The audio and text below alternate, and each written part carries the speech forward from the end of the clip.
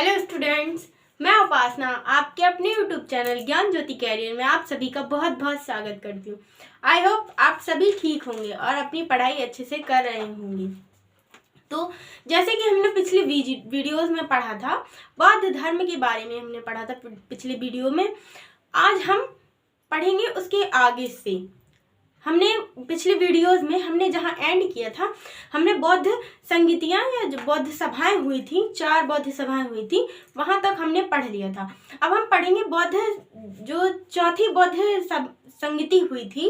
उसके बाद बौद्ध धर्म 2 भागों में विभाजित हो गया था। एक था हीनयान और एक था महायान। इसको हम लिख लेते हैं कि कब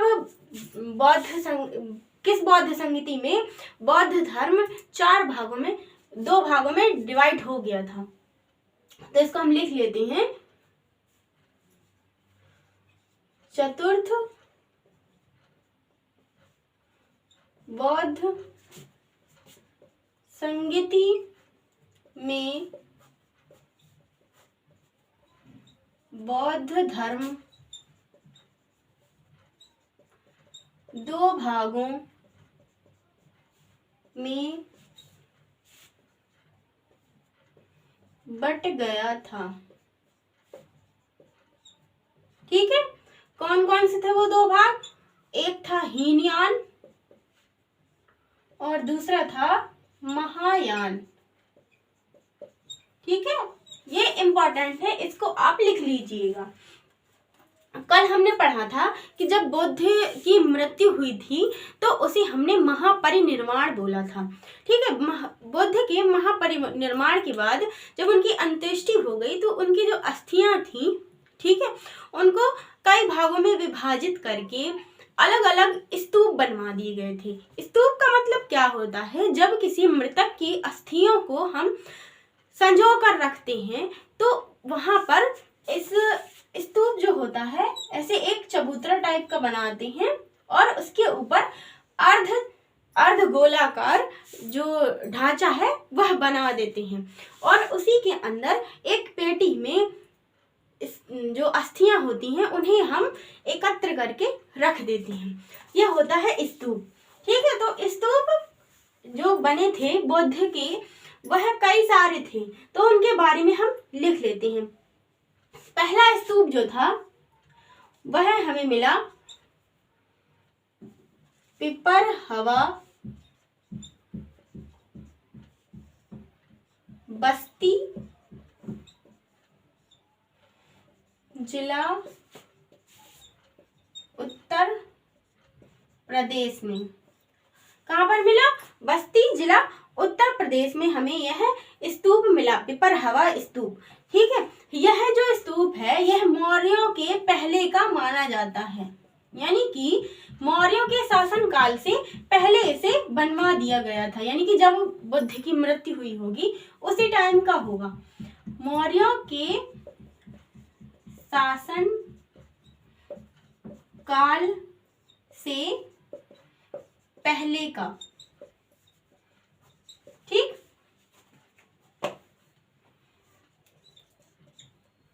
इतना हमने जान लिया पिपरहवा स्तूप के बारे में, इतना काफी है इसके लिए। अब हम नेक्स्ट जो स्तूप है उसके बारे में पढ़ेंगे। नेक्स्ट स्तूप है सारनाथ स्तूप, जो वाराणसी के सारनाथ में है। कहां पर है? वाराणसी में, वाराणसी जिला उत्तर प्रदेश, यह वाराणसी में है। ठीक है, और इसको 2 नामों से और जानते हैं, इसे धमेख स्तूप और धर्म राजिक स्तूप भी कहते हैं। सारनाथ स्तूप को धमेख स्तूप और धर्मराजिक स्तूप कहते हैं। इसे अशोक ने बनवाया था, सम्राट अशोक ने बनवाया था सारनाथ स्तूप को। ठीक है, इतना लिख लीजिए आप, फिर हम बढ़ेंगे अगले स्तूप के बारे में। अब हम जानेंगे नेक्स्ट स्तूप के बारे में। दूसरा स्तूप है भरहुत स्तूप। भरहुत स्तूप जो है वह है मध्य प्रदेश के सतना जिले में। सतना जिला मध्य प्रदेश।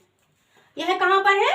सतना में है, मध्य प्रदेश में। इसका जो निर्माण है यह दूसरी सदी का माना जाता है, यानी कि दूसरी सदी में इसका निर्माण हुआ था।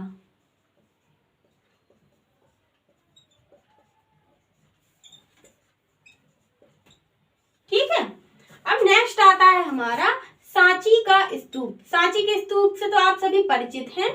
सांची का स्तूप जो चित्र है, उसका जो चित्र है वह 200 रुपए के नोट पर भी बना हुआ है, सांची का स्तूप। ठीक है। तो सांची का स्तूप जो है वह है रायसेन जिला मध्य प्रदेश। यह मध्य प्रदेश के रायसेन में है। इसे भी अशोक द्वारा निर्मित माना जाता है। अशोक द्वारा निर्मित। ये दोनों जो स्तूप हैं यह मध्य प्रदेश में है। एक है सतना में, एक है रायसेन में। अब नेक्स्ट स्तूप आता है हमारा बोध गया स्तूप। बोध गया स्तूप। बोध गया स्तूप जो है वह बिहार के बोध गया में है।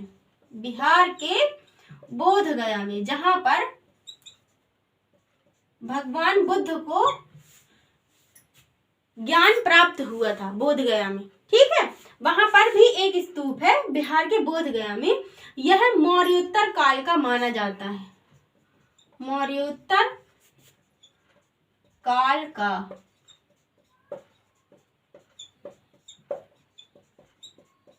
मौर्योत्तर काल से मतलब है कि मौर्यों के शासन काल के बाद का माना जाता है बोध गया के स्तूप को। अब नेक्स्ट आता है हमारा अमरावती का स्तूप। यह अमरावती का जो स्तूप है यह है आंध्र प्रदेश में। अमरावती यह है आंध्र प्रदेश में, कृष्णा नदी के तट पर।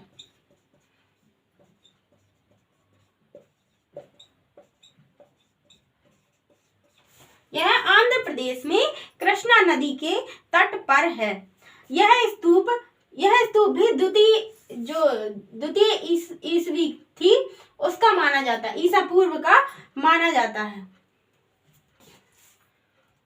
दूसरी शताब्दी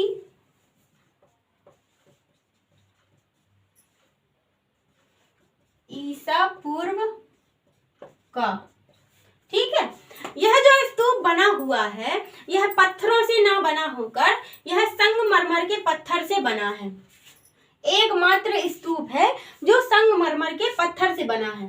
इसको लिख लीजिएगा नोट पॉइंट डालकर। यह एकमात्र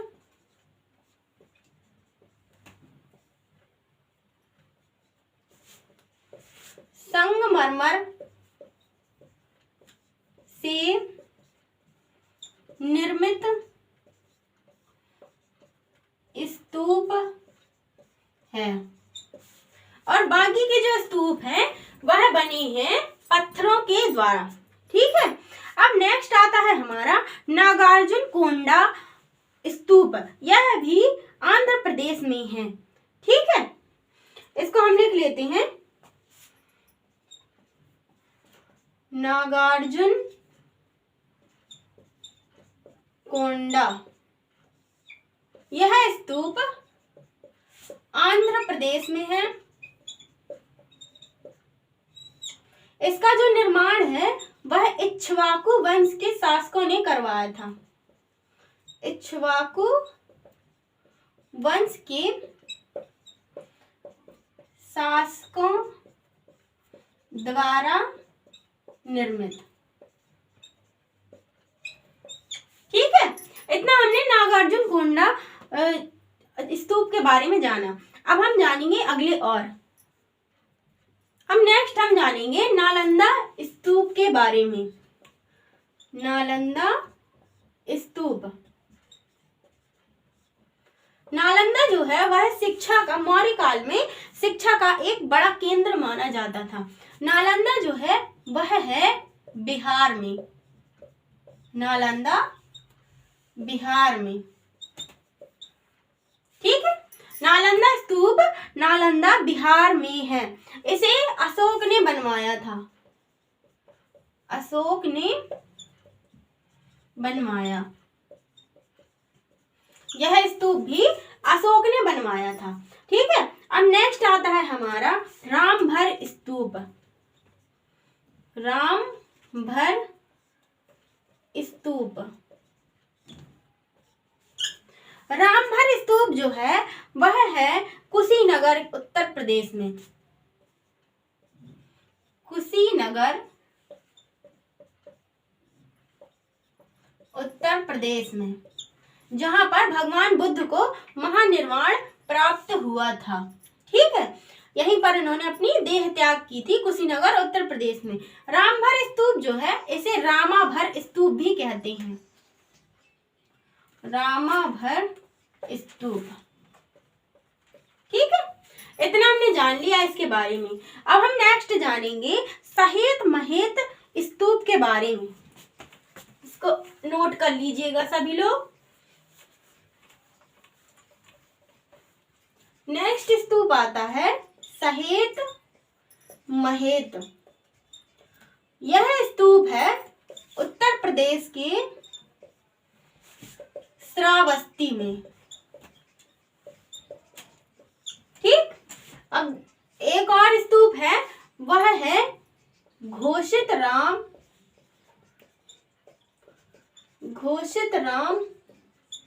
स्तूप। यह स्तूप है कौशाम्बी जिला, उत्तर प्रदेश। यह है कौशाम्बी जिला, उत्तर प्रदेश में घोषित राम स्तूप। अब हमने बौद्ध धर्म के बारे में इतना जान लिया, इतना आपके एग्जाम के पॉइंट ऑफ व्यू से काफी है बौद्ध धर्म के लिए। अब हम नेक्स्ट जानेंगे जैन धर्म के बारे में। ये दोनों छठवीं शताब्दी में उजागर हुए, यानी कि छठवीं शताब्दी में बहुत प्रचलित थे बौद्ध धर्म और जैन धर्म। ठीक है, इन्हें कई शासकों ने भी अपनाया था, इसलिए इनके बारे में पढ़ना बहुत इंपॉर्टेंट हो जाता है। अब हम जानेंगे जैन धर्म के बारे में।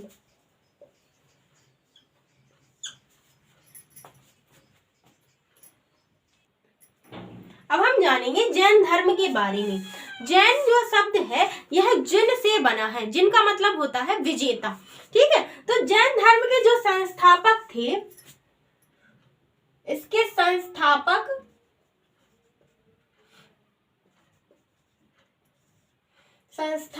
या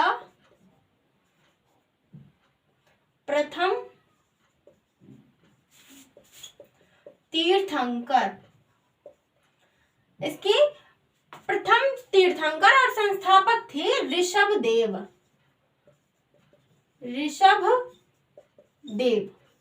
ठीक, यह थे जैन धर्म के प्रथम तीर्थंकर और संस्थापक।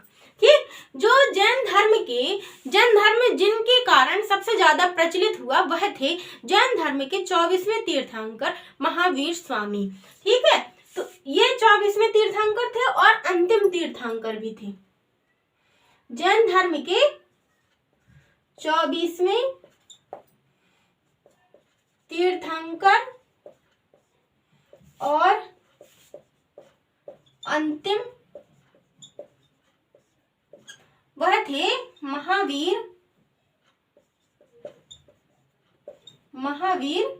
स्वामी। इनकी वजह से जैन धर्म सबसे ज्यादा प्रचलित हुआ था। इस वजह से जैन धर्म के बारे में जो हम पढ़ते हैं सबसे ज्यादा महावीर स्वामी के बारे में ही पढ़ते हैं। ठीक है, तो महावीर स्वामी के बारे में हम छोटे छोटे पॉइंट्स जैसे हमने भगवान बुद्ध के बारे में लिखे थे वैसे ही हम इनके बारे में भी लिख लेंगे। महावीर स्वामी का जीवन परिचय, छोटे छोटे नोट पॉइंट्स हम लिख लेंगे। सबसे पहले हम लिखेंगे इनका जन्म कब हुआ था। महावीर स्वामी का जो जन्म हुआ था वह हुआ था 540 ईसा पूर्व में। 540 ईसा पूर्व में। ठीक है, स्थान था जहां पर इनका जन्म हुआ था वह स्थान था कुंडग्राम वैशाली। कुंडग्राम वैशाली में इनका जन्म हुआ था। इनके पिता का नाम था सिद्धार्थ। इनके पिता का नाम था सिद्धार्थ, जो ज्ञात्रक कुल के सरदार थे या राजा थे। ज्ञात्रक कुल के सरदार।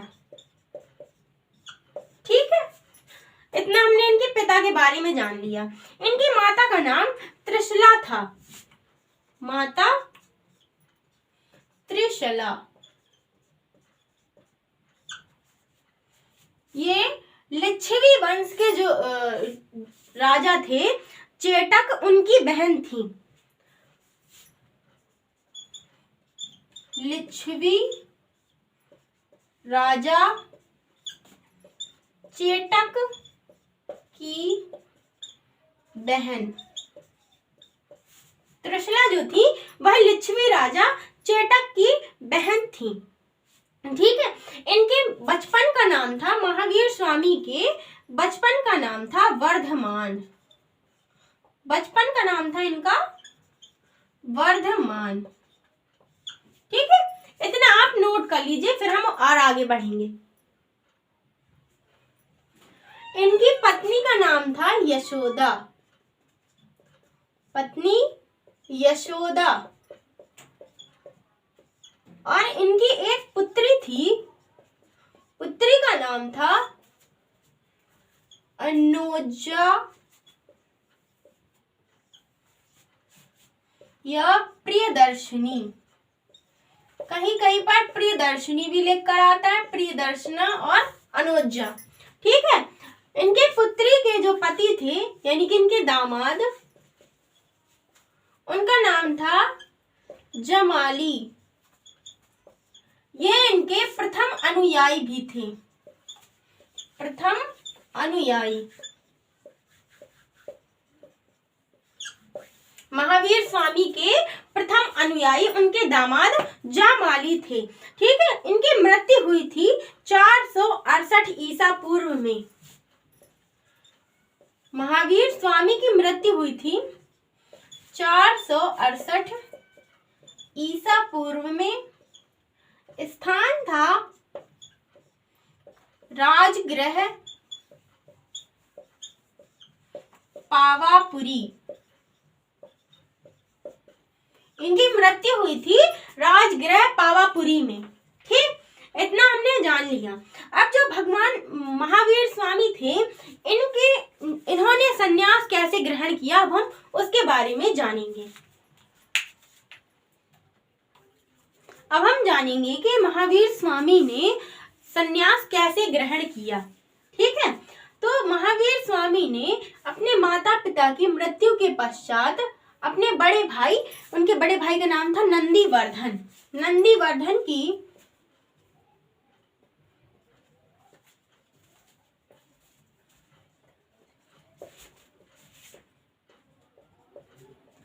अनुमति से 30 वर्ष की आयु में संन्यास ग्रहण किया। कितने वर्ष की आयु में? 30 वर्ष की आयु में उन्होंने संन्यास ग्रहण कर लिया था। अब नेक्स्ट आता है कि उन्होंने तपस्या कैसे की। उन्होंने 12 वर्ष तपस्या की। ठीक है, कहां पर की थी? उन्होंने की थी जुम्बिक ग्राम,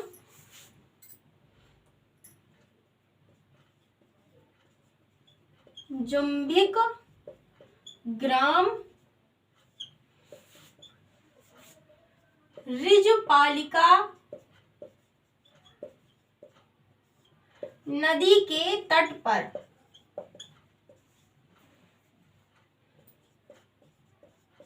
जुम्बिक ग्राम ऋजुपालिका नदी के तट पर उन्होंने तपस्या की। ठीक है, फिर जुम्बिक ग्राम ऋजुपालिका नदी के तट पर साल वृक्ष के नीचे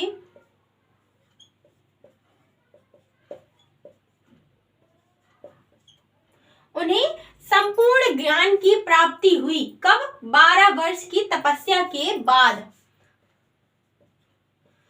संपूर्ण ज्ञान की प्राप्ति हुई। कब हुई? 12 वर्ष के पश्चात उन्हें संपूर्ण ज्ञान की प्राप्ति हुई। कहां पर? जुम्बिक ग्राम में। किस नदी के किनारे? ऋजुपालिका नदी के तट पर। किस वृक्ष के नीचे? साल वृक्ष के नीचे। ठीक है, इतना आप सभी नोट कर लीजिए।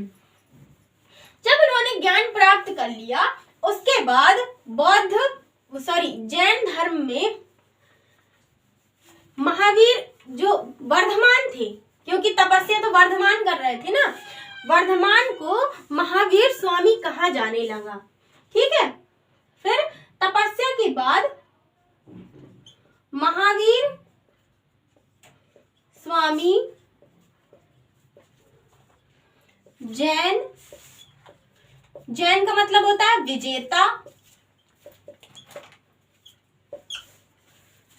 विजेता, अहर्त पूज्य, अहर्त का मतलब होता है पूज्य,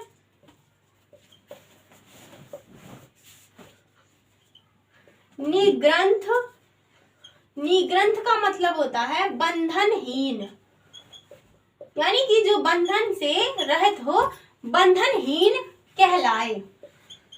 ज्ञान प्राप्ति के बाद महावीर स्वामी जैन अहर्त निग्रंथ कहलाए। जैन का मतलब होता है विजेता, अहर्त का मतलब होता है पूज्य, निग्रंथ का मतलब होता है बंधनहीन।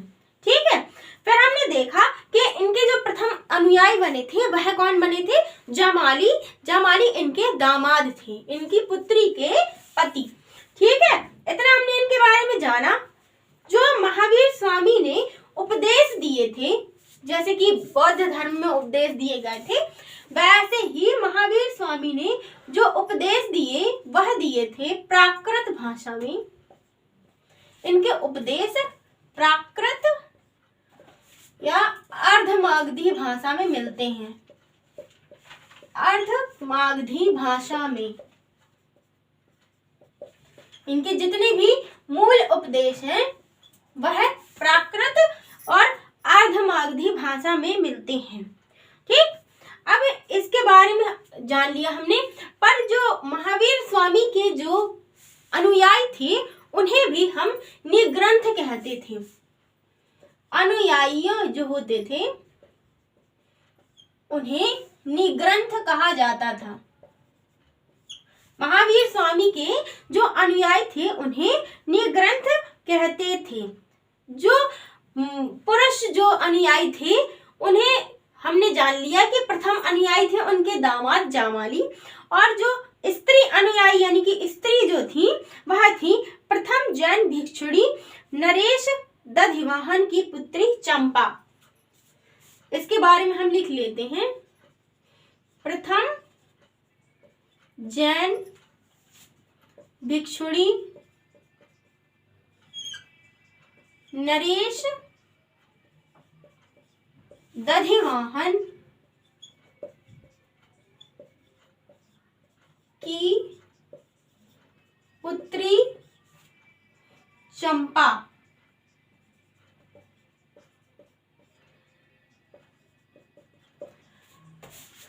चंपा थी इनकी प्रथम जैन भिक्षुणी, यानी कि जो जैन धर्म की या महावीर स्वामी की जो अनुयायी थी स्त्री, वह थी नरेश दधिवाहन की पुत्री चंपा। ठीक है, इतना हमने इनके बारे में जान लिया, इसको आप सभी नोट कर लीजिए। जैसे कि हम सभी जानते हैं जैन धर्म में 23 तीर्थंकर हुए हैं। ठीक है, तो जैन धर्म के 24 तीर्थंकर हुए हैं। उनमें से जैन धर्म के 23वें तीर्थंकर थे पार्श्वनाथ। 23वें तीर्थंकर थे जैन धर्म के। इन्होंने 4 महाव्रत बताए थे। 4 महाव्रत। ठीक है, 4 महाव्रत क्या थे? वह था सत्य, अहिंसा, अपरिग्रह और अस्तेय। पर जब महावीर स्वामी जैन धर्म के 24वें तीर्थंकर बने तो महावीर स्वामी ने एक महाव्रत और जोड़ा।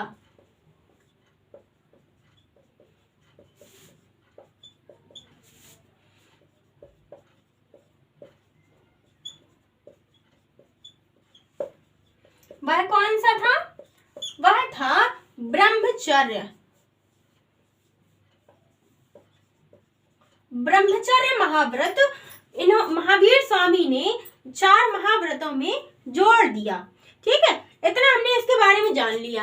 आगे चलकर जैन धर्म 2 भागों में बट गया। जैसे बौद्ध धर्म बटा था वैसे ही जैन धर्म 2 भागों में बट गया।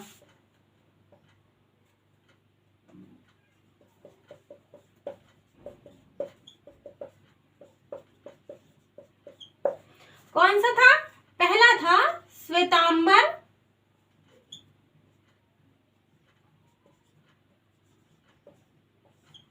और दूसरा था दिगंबर। जो श्वेतांबर होते हैं वह श्वेत वस्त्र धारण करते हैं और जो दिगंबर होते हैं वह नग्न अवस्था में रहते हैं।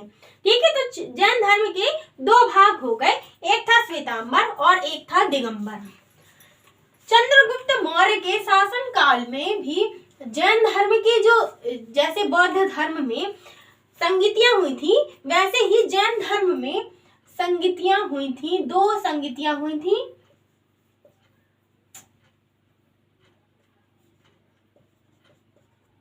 जिन्हें क्या कहते हैं? सभा भी कहते हैं। जैन धर्म में 2 संगीतियां हुई थी।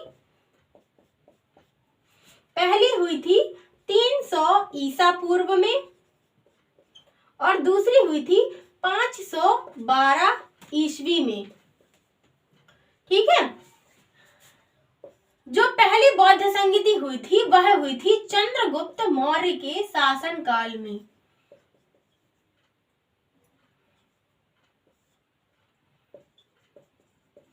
चंद्रगुप्त मौर्य के शासनकाल में इसके जो अध्यक्ष थे वह थे स्थूल भद्रबाहु।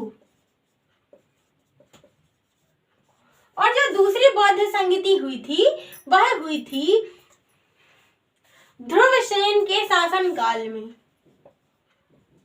ध्रुवसेन के शासनकाल में इसके जो अध्यक्ष थे वह थे देवार्ध क्षमा श्रवण। देवार्ध क्षमा श्रवण इसके अध्यक्ष थे। दूसरी जो जैन धर्म की संगीति हुई थी उसके अध्यक्ष थे देवार्ध क्षमा श्रवण।